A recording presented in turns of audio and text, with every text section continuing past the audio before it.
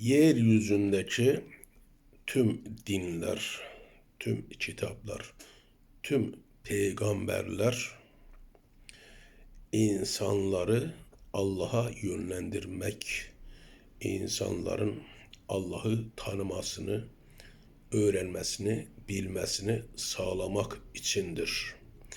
Yalnız birçok dini otoriteler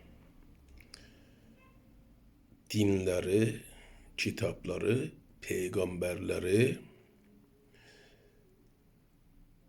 Allah'tan uzaklaştırma aracı olarak kullanmaktadır.